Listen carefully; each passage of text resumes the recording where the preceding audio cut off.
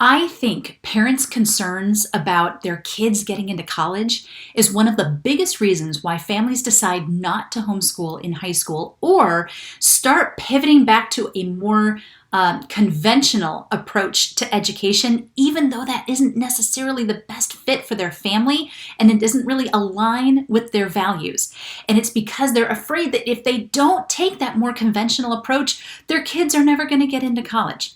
And so I wanted to talk to you today about what you can think about and what you can do instead during those college years that will be much more productive than worrying, because obviously worrying is never productive anyway, but also instead of going back to a conventional approach that might be boring, that might not fit your kids well, just out of a fear that if you don't, they're not going to get into college. So let's talk about that real quick. If you're not yet getting the Good Schooling emails, then go ahead to go to goodschooling.net, scroll to the bottom, and put in your email address so that you can get homeschooling encouragement and hacks and tips and advice in your inbox.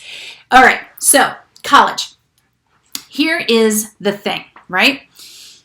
We have experienced in the last 5 or 10 years a really big shift when it comes to college. First of all, a lot of colleges are starting to realize, and actually this started more than 10 years ago, starting to realize that homeschoolers are really, really good for their schools. And it's because these kids actually enjoy learning. They actually know how to learn.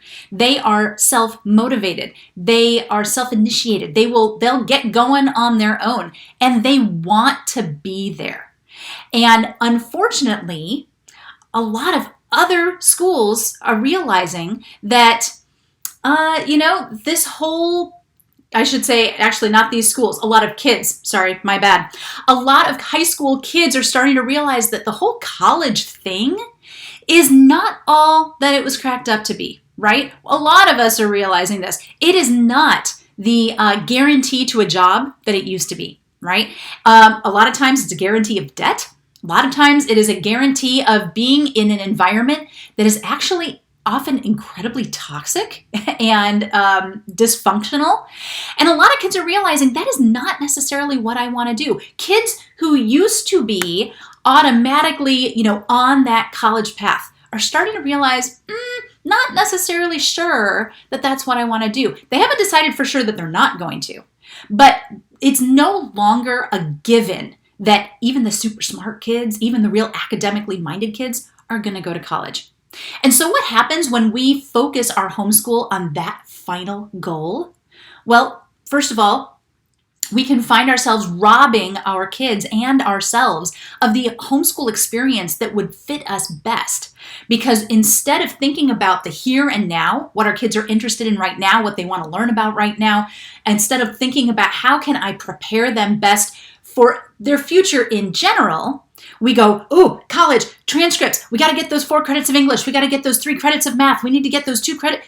And we get hyper-focused on this really weird checklist of stuff. And we become very checklist focused. And we start thinking a lot more about paperwork and grades and curriculum than we do about our kids' actual education. So here's the thing.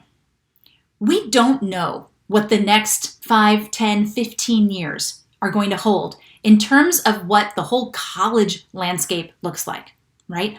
Lots of colleges going bankrupt right now. A lot of colleges losing business, losing kids because families are realizing this is not worth the $50,000, $60,000, $70,000 that we're going to have to pay and saddling our kids with that debt. And we're also seeing a rise in the number of industries and jobs that you can get without ever having to get a higher degree. So instead of focusing your homeschool on college, even if your kids are in high school. Now, if they're in high school and they're like, I know what I want to do and I have to get a college degree, okay, that's totally fine. That's kind of a different conversation. But for those of us who have younger kids who aren't in high school yet, or we have kids who are in high school who aren't really sure yet where they want to go, rather than focusing on this one possibility that may very well not turn out to be their thing, the thing we should be focusing on is helping them learn their life skills and helping them learn how to to learn. Because here's the thing. Let's say your kid gets to be a junior or even a senior, and they weren't really college bound until suddenly something happens and they go, oh, this is what I want to do. I love this. This is where I want to be. This is the degree I want to get, and I'm going to have to go to college for it. Okay? Well, now you have a kid who is super motivated, right? And you're going to be able to look back at what they've done and say, okay, well, we've got this stuff. We've got this stuff. We have all of these awesome experiences. We have all of this volunteer stuff that you've done. We have this job that you've held. We have these extracurriculars, and we have all of the stuff that we have been doing academically that has gotten you this far. You want to go to this college? Okay, let's look and see what they need. They need this. Okay, we've got that. This. Oh, look there's this stuff that we haven't done. Okay, well now your kid is motivated. They know exactly what they want to do. They're going to be motivated to tackle that stuff in a way that's going to allow them to do what they want to do. If you had put that checklist on them freshman year when they had absolutely no idea what they wanted to do, it would have been drudgery. Why do I have to take higher math? Why do I have to take this? Why do I have to take that? Now you can see exactly what they need, and now you can see, or now you can help your child to do what it is that they want to do. And now it's on them, and they know it's on them. Not like in a weight on their shoulders kind of on them, but it's their goal. It's not our goal as parents. It's their goal. They know what they want to do. They know what they need to do it, and they can tackle that. And what's super awesome about so many colleges these days that homeschoolers do go to is that you can say to that college, hey, we took this approach, and look at all of the fantastic experiences that my kid had because of it. Look at all of the things that they got to do, all of the opportunities that they had. We weren't expecting the college path. This kind of came out of nowhere for us. We weren't really expecting it. But this is what this child has. This is what this child is doing to prepare for you. And this is what this child is going to bring to your campus. They're going to bring this level of motivation and this level of dedication and this level of excitement about being on your campus and taking your program and earning a degree from you. And they're bringing all of this body of experience and knowledge and this love of learning and this level of engagement in their own education. Okay, y'all, colleges love that, particularly the smaller private colleges. The big state colleges, I'll admit, you don't have as much leeway there. They're huge. They're getting 1 million people all the time who want to go there. They don't really, they're not hurting for people to go. But you look at some of these smaller colleges where you can get a shocking amount of financial assistance without it going on financial aid, okay? They're like, ooh, love the looks of this kid. We want this kid. What can we do to help this kid come to us? A lot of their admissions offices will work with you to help you bring this kid to the college in the best light, the best way. So instead of putting this goal at kind of the end of your homeschool journey of college, this is what we're aiming for. We're aiming for college. Instead of putting that weight on your kids, instead of putting that weight on your own shoulders as a parent, instead focus their time on helping them experience all the different stuff that's out there, particularly if they don't have a particular bent in one direction or the other.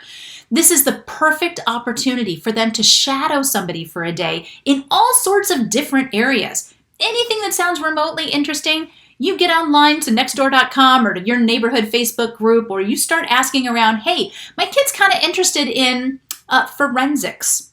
Who do I know that might have a connection that might be able to get her a day of shadowing someone, learning more about what that looks like as a job, being a forensics expert, right? Doing all the stuff that they do, or in nursing, or in IT tech, or in, mining. I mean, like, seriously, think of anything that you can think of and realize that this period of your child's life is like the one chance that they have to go out and experience all of these totally different things that sound vaguely interesting, to go and see if that's something that they want to do. Take advantage of that.